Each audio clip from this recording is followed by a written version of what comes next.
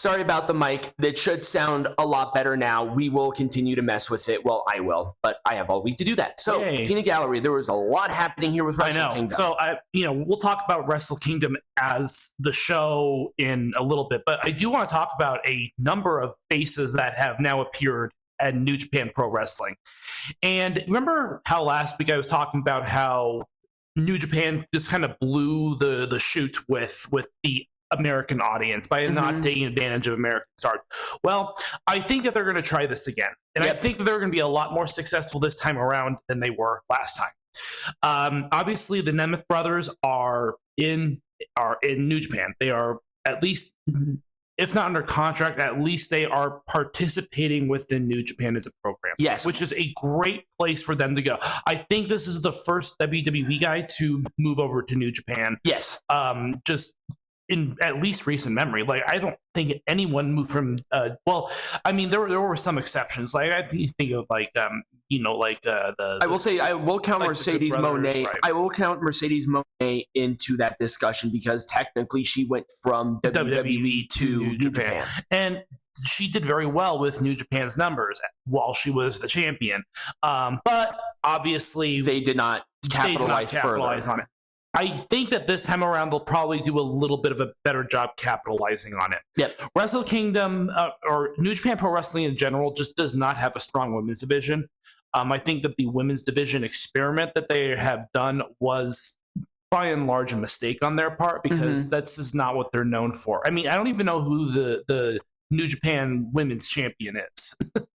At this point. If I'm not mistaken, Julia is still the strong women's champion, and Mayu Iwatani is the IWGP women's champion. I just now cannot remember who the World of Stardom champion is because Tam Nakano, who was the champion, got hurt. Right.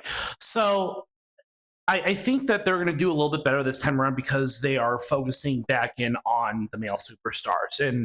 And we're not saying that the women couldn't draw. The fact is that they just did not. You have to go 100. Right. They did not prepare well enough with the experiment that they did last year. Nope.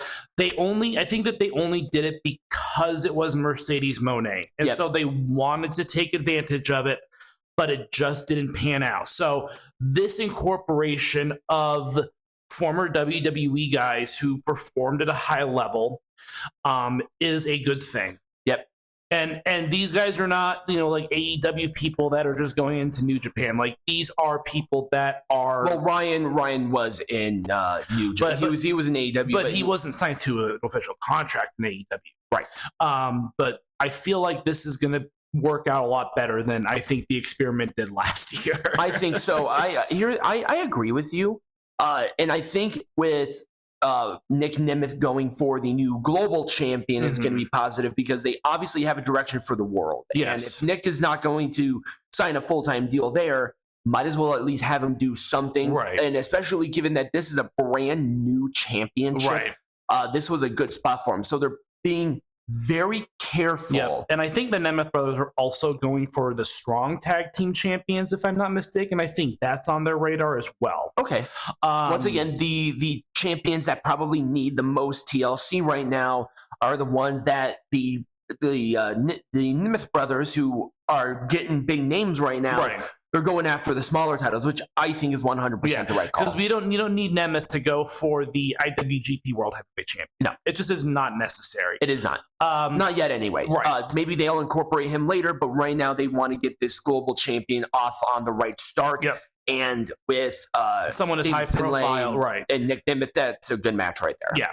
And Ryan Nemeth is not obviously as well known as Nick Nemeth, but they do want to incorporate them as brothers into the fray as well, because I think it's something that the fans have been clamoring for a long time. And obviously with Nemeth no longer being part of the WWE, it made sense for the brothers to come back as a unit as well. Now let's talk about the other person who made a challenge. This was very interesting. Matt Riddle. And sure, why not? I like this because, once again, you are going after a lower card champion because he challenged Hiroshi Tanahashi for the television champion. Yes. So that's interesting. We'll talk about Wrestle Kingdom here in a bit. But this did not happen at Wrestle Kingdom. This happened at New Year's Dash. Yes, but they always have at least one of these returns at New Year's Dash. Yes. They always do it. Either somebody leaves at New Year's Dash, which I think the next one is Will Ospreay. Mm-hmm. His last match is at a New Year's. Yep, and it's also a steel cage match, which is very interesting because New Japan has not done a steel cage match since 2004, I believe. Oh shoot, I didn't realize it was that long ago. Yeah, no, they haven't done a steel cage match in a long time. So this is a very they are experimenting like hell, which is good. Well, they have to. Yeah. They fumbled it so bad the first time they did. Well, here's once again the problem is that with the current state of wrestling, you cannot tiddlyfuck doing anything. Right. You have to hit it hard. Yeah. You have to. Yeah. So I think this is a good development as well. Mm-hmm. Matt Riddle agree. obviously is very well known, not just in the WWE, but he also had a very he had a name for himself in mixed martial arts. Yep, in UFC. Which will bring more eyeballs to the product. Yep, absolutely. So I think this will be a good spot. I'm hoping that Riddle got the help that he needed because he desperately needed something to happen. But I know that he has a kid on the way. Yep. So that probably helped him motivate to sort of keep his shit together. I guess we'll see what happens. Mm-hmm. So that's another very interesting development. So New Japan really needed a Wrestle Kingdom like this, and I think they really. And we're going to talk about Wrestle Kingdom, but it was very successful. Yes, it was.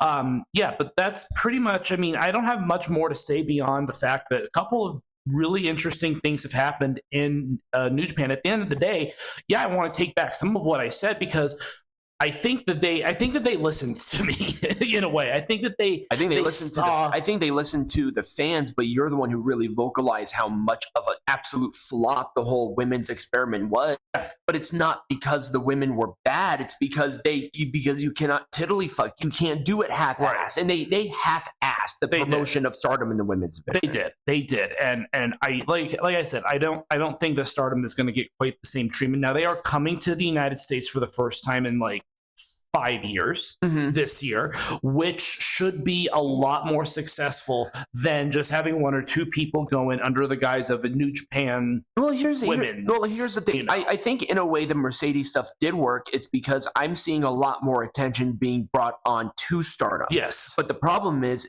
that Stardom is not capitalizing on this obvious wave of online interest. Right. And Mercedes was not signed to Stardom. We have to understand that Mercedes Moné was never signed to a Stardom contract. She was only signed to New Japan Pro Wrestling.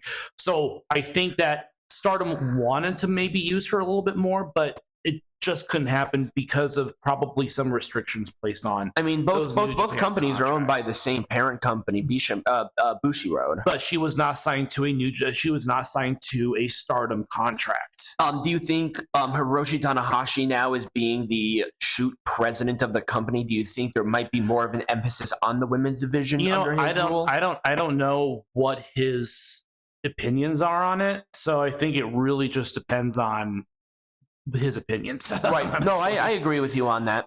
I 100% agree with you on that. So that's pretty much all I have to say about it. All right. Obviously, a lot of big things are happening in New Japan. Yep. We'll see if they fumble this time around or if it becomes a runaway success. Absolutely. So when we come back, let's talk about Wrestle Kingdom. Yeah. All right.